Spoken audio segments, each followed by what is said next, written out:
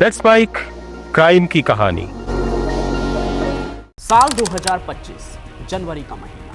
भारतीय supreme court में सब कुछ रोज की तरह चल रहा था, लेकिन 13 जनवरी की एक खबर दिल्ली में दाऊद और उससे जुड़े 90 के दशक के सबसे बड़े किडनैपिंग किंग की याद ताजा हुआ। ये कि सुप्रीम कोर्ट में एक अर्जी आई। उस अर्जी के अंदर जज से माफीनामे की दरख्वास्त थी।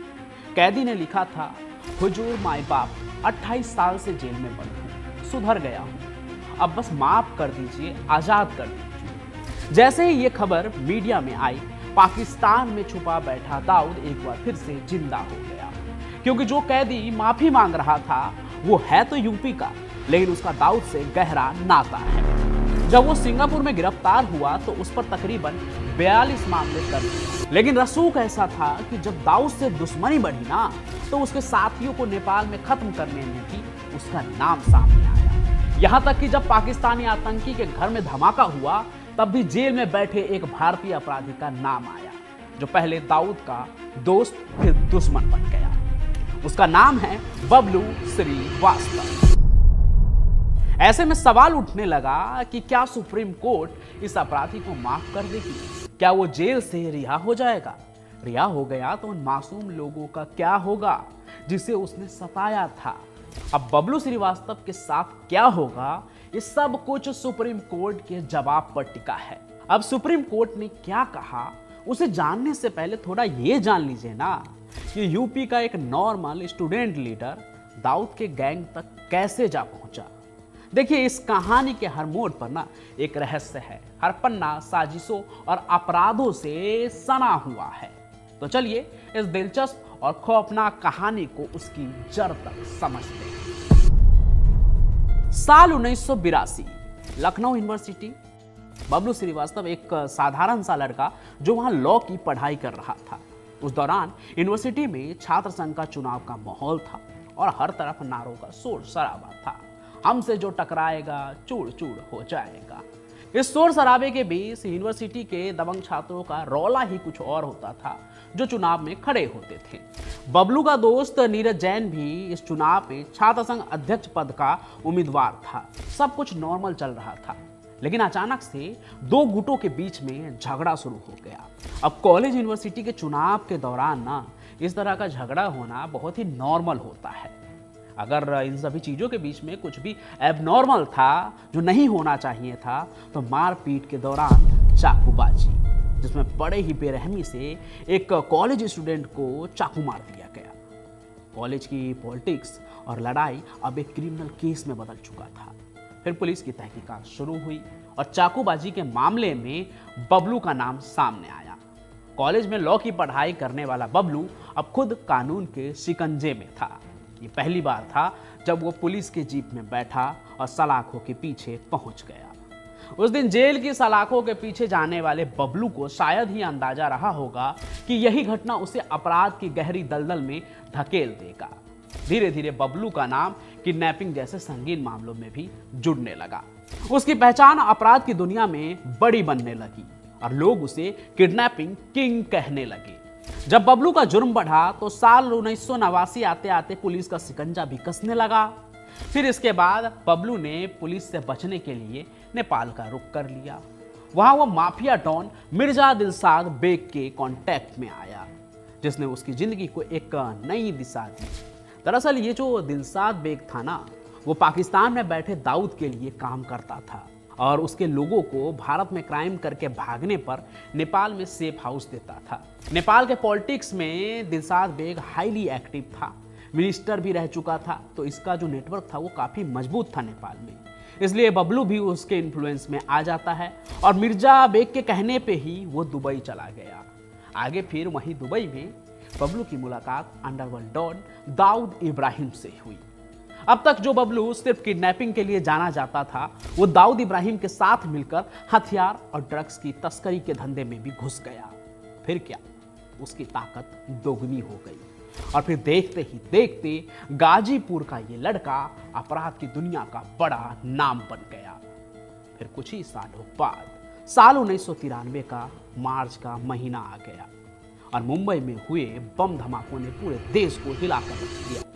इन धमाकों में 257 लोग मारे गए और 1400 से भी ज्यादा लोग घायल हुए। इसके पीछे का मास्टरमाइंड दाऊद को माना गया, जिसके बाद दाऊद गैंग के कई लोगों ने उसका साथ छोड़ दिया।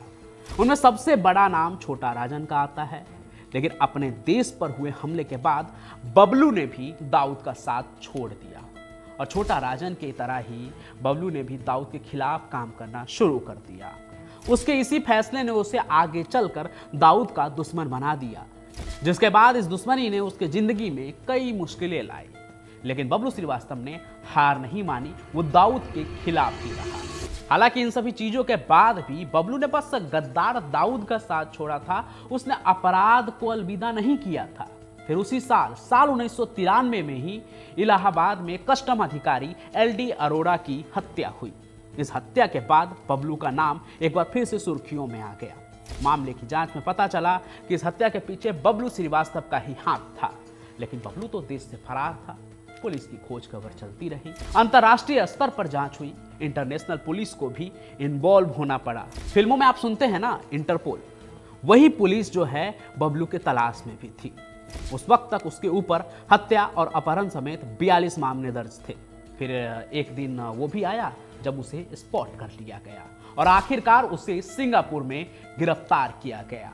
आगे अंतर्राष्ट्रीय कानून और संधि के तहत साल 1995 में उसे भारत प्रत्यर्पित किया गया, जहां उसके ऊपर लगे आरोपों के तहत मुकदमा चला और उस मुकदमे में वो मामला भी शामिल था जो इलाहाबाद में 1993 में घटा था, यानी कि LD अरोड़ा की हत्या। और फिर 30 सितंबर 2008 को उसको कानपुर के एक विशेष टाडा अदालत ने कस्टम अधिकारी LD अरोड़ा की हत्या के मामले में दोषी ठहराया और उसे उम्र कैद की सजा सुना दी गई। अब यही वो मुकाम था जिसने बबलू की जिंदगी को पूरी तरह बदल दिया। अब वो हमेशा हमेशा के लिए जेल का हो गया। जेल में रहते हुए बबलू ने अपनी जिंदगी पर एक किताब भी लिखी। अब एक गैंगस्टर अपने ऊपर किताब लिखे, ऐसा होता तो नहीं है, लेकिन ये सच है। उसके किताब का नाम है बबलू श्रीवास्तव का अधूरा ख्वाब। इस किताब में उसने अपनी जिंदगी के कई पहलुओं को उजागर किया, जिसमें उसने अपनी खूब तारीफ भी की और कई सारे राज भी खोले हैं। लेकिन उसके तमाम कोशिश के बाद भी, इस किताब के छपने के बाद भी, पब्लिश होने के बाद भी उसके छवि में कुछ खास सुधार नहीं आया। उसने अपने छवि को सही करने के लिए ये किताब छापा था, ऐसा कहा जाता है, लेकिन उससे उसको कोई मदद नहीं मिली। हर साल पुराना होता गया और जेल में लगभग 2 दशक उसके बीत चुके थे। अब तो बबलू श्रीवास्तव को जानने वाले भी ना उसे भूल चुके थे। लेकिन तभी साल 2021 में बबलू का नाम एक और विवाद में आ गया और लोगों की याददाश्त ताजा हो गई कि ये वही बबलू श्रीवास्तव है जो किडनैपिंग किंग हुआ करता था। क्योंकि इसी साल पाकिस्तान में यानी 2021 में लश्कर-ए-तैयबा के प्रमुख हाफिज सईद पर एक बड़ा हमला हुआ पाकिस्तान में ही।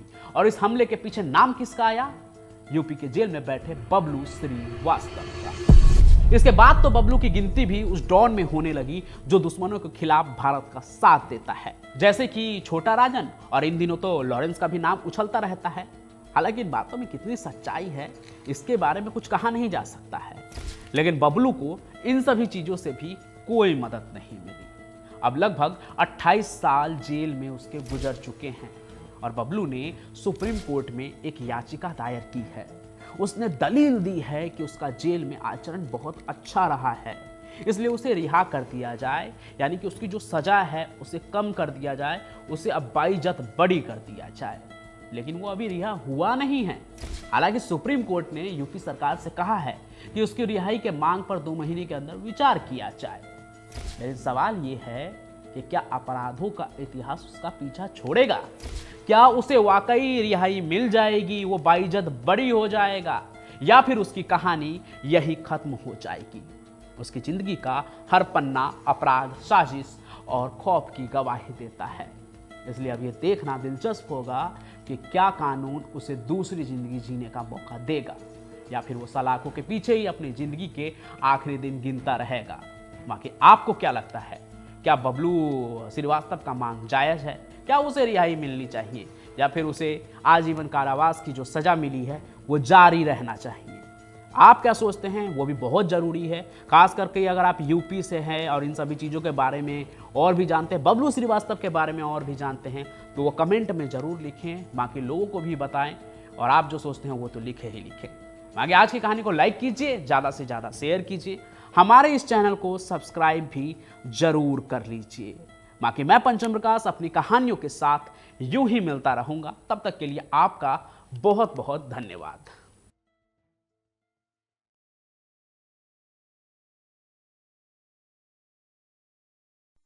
आप सुन रहे थे Let's Mike more than radio. Follow कीजिए हमें हमारे सोशल मीडिया प्लेटफॉर्म्स पर। It's time for news, it's time for more than radio, presenting the first radio news app Let's Mike. Let's Mike, a news-based app on your phone where you get to watch and listen news, talk shows, interviews, radio show podcasts. On Let's Mike, you get all relevant information of TV, print, radio, podcast, and digital. Let's Mike talks about every segment of life.